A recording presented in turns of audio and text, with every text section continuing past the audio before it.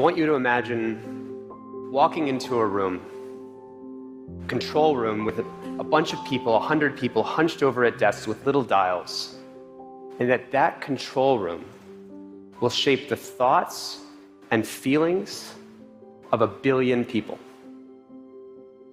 This might sound like science fiction, but this actually exists right now, today. I know because I used to be in one of those control rooms. I was a design ethicist at Google, where I studied how do you ethically steer people's thoughts. Because what we don't talk about is a handful of people working at a handful of technology companies, through their choices, will steer what 1 billion people are thinking today. Because when you pull out your phone and they design how this works or what's on the feed, it's scheduling little blocks of time in our minds. If you see a notification, it schedules you to have thoughts that maybe you didn't intend to have. If you swipe over that notification, it schedules you into spending a little bit of time getting sucked into something that maybe you didn't intend to get sucked into.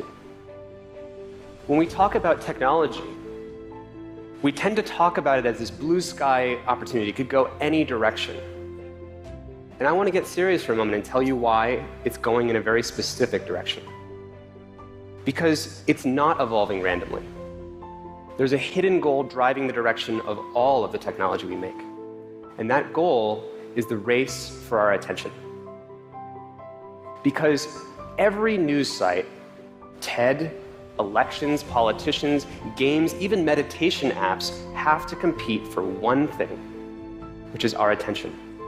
And there's only so much of it. And the best way to get people's attention is to know how someone's mind works. And there's a whole bunch of persuasive techniques that I learned in college at a lab called the Persuasive Technology Lab to get people's attention. A simple example is YouTube. YouTube wants to maximize how much time you spend.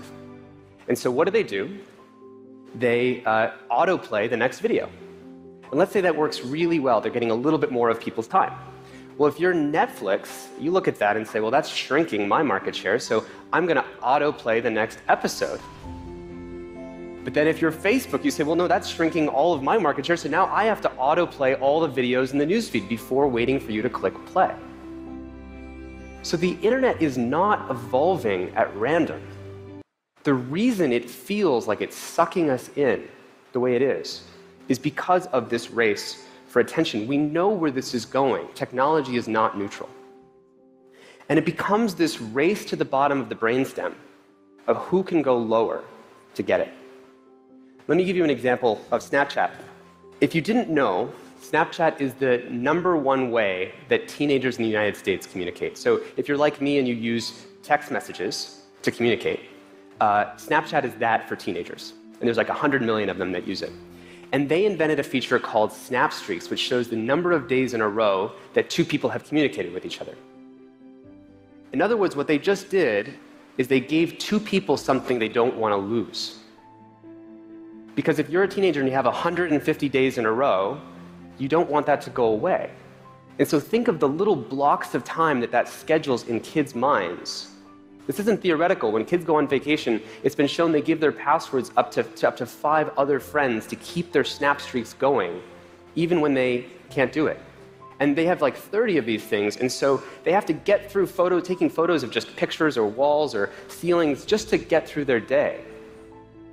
So it's not even like they're having real conversations. We have a temptation to think about this as, oh, they're just using Snapchat the way we used to gossip on the telephone. It's probably okay. Well, what this misses is that in the 1970s, when you were just gossiping on the telephone, there wasn't 100 engineers on the other side of the screen who knew exactly how your psychology worked and orchestrated you into a double bind with each other. Now, if this is making you feel a little bit of outrage, notice that thought just comes over you. Outrage is a really good way also of getting your attention. Because we don't choose outrage, it happens to us. And if you're the Facebook news feed, whether you'd want to or not, you actually benefit when there's outrage. Because outrage doesn't just schedule a reaction in an emotional time space for you. We want to share that outrage with other people. So we want to hit share and say, can you believe the thing that they said? And so Outrage works really well at getting attention, such that if Facebook had a choice between showing you the Outrage feed and a calm news feed, they would want to show you the Outrage feed, not because someone consciously chose that, but because that worked better at getting your attention. And the newsfeed control room is not accountable to us. It's only accountable to maximizing attention. It's also accountable, because of the business model of advertising, for anybody who can pay the most to actually walk into the control room and say, that group over there, I want to schedule these thoughts into their minds. So you can precisely target a lie directly to the people who are most susceptible. And because this is profitable, it's only going to get worse. So I'm here today because the costs are so obvious. I don't know a more urgent problem than this, because this problem is underneath all other problems. It's not just taking away our agency to spend our attention and live the lives that we want. It's changing the way we have our conversations. It's changing our democracy, and it's changing our ability to have the conversations and relationships we want with each other. And it affects everyone, because 1 billion people have one of these in their pocket. So how do we fix this? We need to make 3 radical changes to technology and to our society. The first is we need to acknowledge that we are persuadable. Once you start understanding that your mind can be scheduled into having little thoughts or little blocks of time that you didn't choose, wouldn't we want to use that understanding and protect against the way that that happens? I think we need to see ourselves fundamentally in a new way. It's almost like a new period of human history, like the Enlightenment, but almost a kind of self-aware enlightenment, that we can be persuaded. And there might be something we want to protect. The second is we need new models and accountability systems, so that as the world gets better and more persuasive over time, because it's only going to get more persuasive, that the people in those control rooms are accountable and transparent to what we want.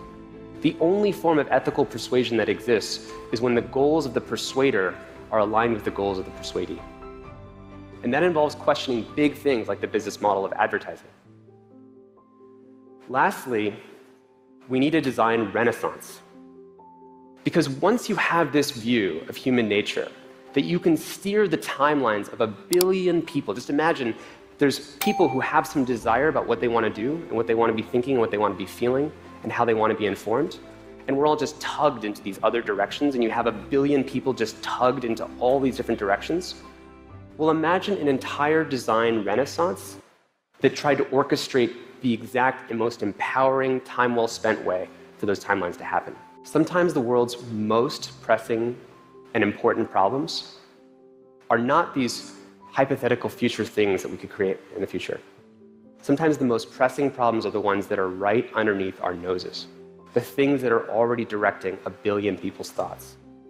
And maybe instead of getting excited about the new augmented reality and virtual reality and these cool things that could happen, which are going to be susceptible to the same race for attention, we could fix the race for attention on the thing that's already in 1 billion people's pockets.